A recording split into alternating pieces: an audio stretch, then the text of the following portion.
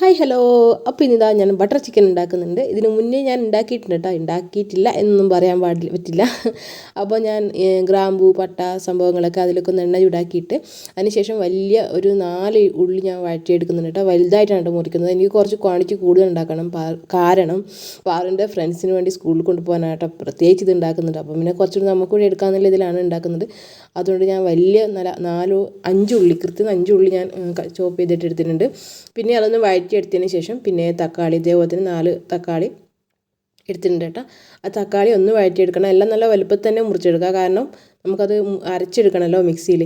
അപ്പോൾ അങ്ങനെ അത് മുറിച്ചെടുക്കുന്നുണ്ട്. ക്യാമറ സ്റ്റാൻഡ് മേലെ എടുത്ത് വെച്ചിട്ട് ക്യാമറ സ്റ്റാൻഡ് എങ്ങോട്ടൊക്കെ നിൽക്കുന്നറിയില്ല. വീഡിയോ അങ്ങോട്ടും ഇങ്ങോട്ടൊക്കെ മാറിക്കൊണ്ടിരിക്കുന്നുണ്ട് കേട്ടോ.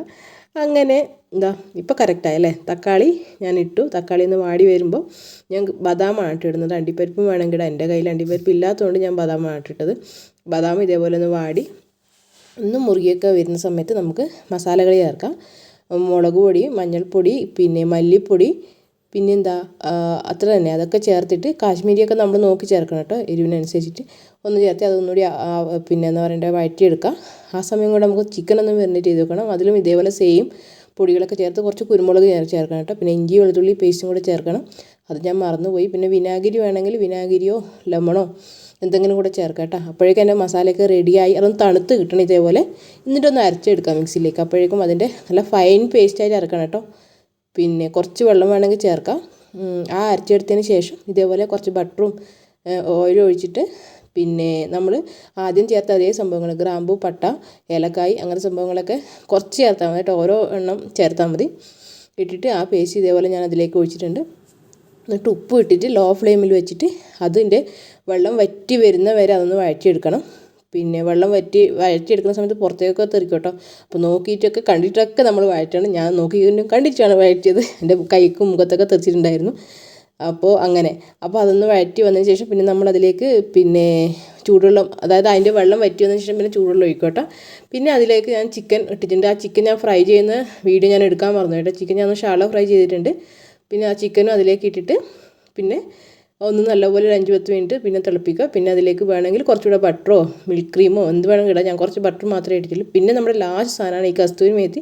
അതും കൂടി ഇടുമ്പോൾ നമ്മൾ അടിപൊളി ബട്ടർ ചിക്കൻ റെഡി ആയിട്ടുണ്ടാവട്ടെ. നല്ല സ്മെല്ലാണ്, നല്ല ടേസ്റ്റുമാണ്. സംഭവം ഞാൻ ഇന്നലെ രാത്രി ഉണ്ടാക്കിയിട്ട് പിറ്റേ ദിവസമാണ് കേട്ടോ ഞാൻ ഇതിൻ്റെ വീഡിയോ എടുക്കുന്നത്. ഉച്ചയ്ക്ക് പിറ്റേ ദിവസം മക്കൾ വരുമ്പോഴേക്കും ഞാൻ ചപ്പാത്തി ഇട്ട് വെക്കുവാണ്, ചപ്പാത്തിയും ബട്ടർ ചിക്കനും കഴിക്കാൻ. അങ്ങനെ ഇതാ ഞാൻ ചപ്പാത്തിക്കൊക്കെ കുഴച്ച് വെച്ചിട്ടുണ്ടായിരുന്നു ഓൾറെഡി. അങ്ങനെ ചപ്പാത്തി ഞാൻ ചുട്ടെടുക്കുന്നുണ്ട്. കുളിയൊക്കെ കഴിഞ്ഞിട്ട് അതിൻ്റെ ഇടയ്ക്ക് എൻ്റേതായ പാട്ട് ഞാൻ പാടുന്നുണ്ട് കേട്ടോ.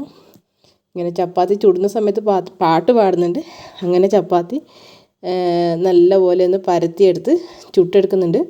അപ്പോൾ വീഡിയോ കണ്ടിട്ട് ഇഷ്ടമാവുകയാണെങ്കിൽ സപ്പോർട്ടൊക്കെ ചെയ്യണം കേട്ടോ. നിങ്ങളുടെ അഭിപ്രായങ്ങളൊക്കെ കമൻറ്റ് ചെയ്യണം. എന്നാലും ഞാൻ എടുക്കുന്ന അല്ലെങ്കിൽ ഇടുന്ന വീഡിയോയിൽ എന്തെങ്കിലും പ്രശ്നങ്ങളോ അല്ലെങ്കിൽ പോരായ്മകളോ ഉണ്ടോ എന്ന് എനിക്ക് അറിയത്തുള്ളൂ. നിങ്ങളുടെ സപ്പോർട്ടാണ് പ്രധാനം. വീഡിയോ ഇഷ്ടമായിട്ടുണ്ടെങ്കിൽ ലൈക്ക് ചെയ്യാനും ഷെയർ ചെയ്യാനും പിന്നെ ഒന്ന് സബ്സ്ക്രൈബ് ചെയ്ത് സപ്പോർട്ട് ചെയ്യാനൊന്നും മറന്നു പോകരുത്. അങ്ങനെ എൻ്റെ ചപ്പാത്തി ഇതാ റെഡിയായി. ഷേപ്പില്ലെങ്കിൽ നല്ല ടേസ്റ്റാണ് കേട്ടോ. നല്ല പഫി ആയിട്ട് കിട്ടി. ഓരോ സമയത്ത് കുഴക്കുന്ന സമയത്ത് വെള്ളം കൂടിപ്പോവോ കുറഞ്ഞൊക്കെ പോയിട്ടുണ്ടെങ്കിൽ, കുറഞ്ഞേ പോയാൽ കുഴപ്പമില്ല. വെള്ളം കൂടിപ്പോയി കഴിഞ്ഞാൽ ഷേപ്പ് ഇതുപോലെ ആഫ്രിക്കയുടെയോ ശ്രീലങ്കയുടെയോ ഒക്കെ ഭൂപടം പോലെ തന്നെ ഒക്കെ വരും കേട്ടോ. അപ്പോൾ എനിക്കൊന്നിത് വെള്ളം കൂടിപ്പോയതായിരിക്കണം കേട്ടോ. അപ്പോൾ ഇതാ കുറേ പാറുവിൻ്റെ സ്കൂളിലൊക്കെ ഞാൻ കൊടുത്തയച്ചു. ബാക്കിയുള്ള ഇതാണ് കേട്ടോ, ഏട്ടനും കൊണ്ടുപോയി. ബാക്കിയുള്ളതാണിത് ബട്ടർ ചിക്കൻ. അങ്ങനെ ഞാൻ ചപ്പാത്തി എല്ലാവർക്കും വേണ്ടി ചപ്പാത്തി ചുട്ട് വെക്കുന്നുണ്ട്. പിന്നെ അതിലേക്ക് ഒഴിക്കുന്നുണ്ട്. ഇതിൻ്റെ ഗ്രേവി തന്നെ നല്ല ടേസ്റ്റാണ് കേട്ടോ. പിന്നെ കസ്തൂരി മേത്തി കുറച്ച് അധികം ഇടണം, അപ്പോൾ നല്ലൊരു ഫ്ലേവർ കിട്ടും. അങ്ങനെ ചപ്പാത്തി കഴിച്ചു. അപ്പോൾ ഇത്രയൊക്കെയാണ് ഈ ബട്ടർ ചിക്കൻ്റെ വിശേഷം. എല്ലാവരും ഒന്ന് ഉണ്ടാക്കി നോക്കണം കേട്ടോ. ഞാനൊരു യൂട്യൂബ് ചാനൽ നോക്കിയിട്ട് തന്നെയാണ് ഉണ്ടാക്കിയത്. ഇതിന് മുന്നേ 2-3 പ്രാവശ്യം ഞാൻ ഉണ്ടാക്കിയായിരുന്നു. അപ്പോൾ എല്ലാവർക്കും ഭയങ്കര ഇഷ്ടമാണ്. നമ്മൾ കടയിൽ നിന്ന് വാങ്ങിക്കുന്നതിനെ